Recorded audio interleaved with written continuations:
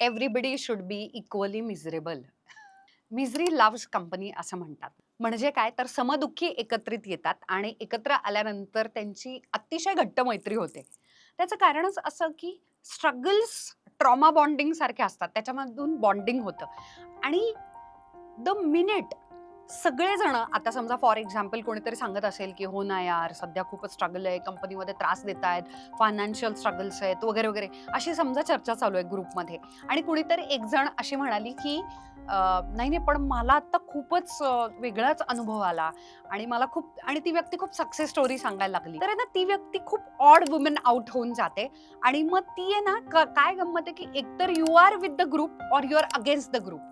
तू एकतर आमच्या विरुद्ध आहेस नाही तर आमच्या बरोबर होला हो म्हणायला पाहिजे. म्हणजे उदाहरणार्थ जर आत्ता ग्रुप मधल्या चर्चेचा सूर सगळे पुरुष वाईट आहेत असं जर चालू असेल आणि एखादी म्हणाली पण अगं माझा नवरा छान मला साथ देतो, म्हणजे जस्ट सेइंग की मलाही असे अनुभव येतात खरं तर, पण आता तो त्याचं कॉन्ट्रीब्युशन खूप छान आहे किंवा बाळ सांभाळण्यामध्ये किंवा असं काहीतरी, तर इतरांना लगेच असं थ्रेटनिंग काहीतरी आपल्या विरुद्ध मत, वेगळं मत म्हणजे विरुद्ध मत असं करून काहीतरी, का कारण की इक्वली मिझरी आपण शेअर करायला पाहिजे. तू कशी काय वेगळी आहेस आणि तू वेगळी आहेस याचा अर्थ तू शायनिंग मारते, तू सतत तू फेक आहेस, तू स्टकअप आहेस आणि तुला काहीतरी वेगळं स्वतःचं काहीतरी दाखवायचं असतं आणि मी कशी इतरांपेक्षा बेटर आहे असं इतरांना वाटायला लागतं. हे बरोबर नाही. जी खरी मैत्रीण असते ना ती खूप गोष्टींना सपोर्ट करते की ओके तुला वेगळा अनुभव आलाय किंवा तुझी वेगळी मतं असतील, कारण खऱ्या मैत्रिणी ज्या असतात त्या तुम्हाला सगळ्या तुमच्या बेस्ट डेज असतात ना, तुमच्या अचिव्हमेंट सक्सेस त्याच्यामध्ये तुमच्या बरोबर ट्रीटला बसतात,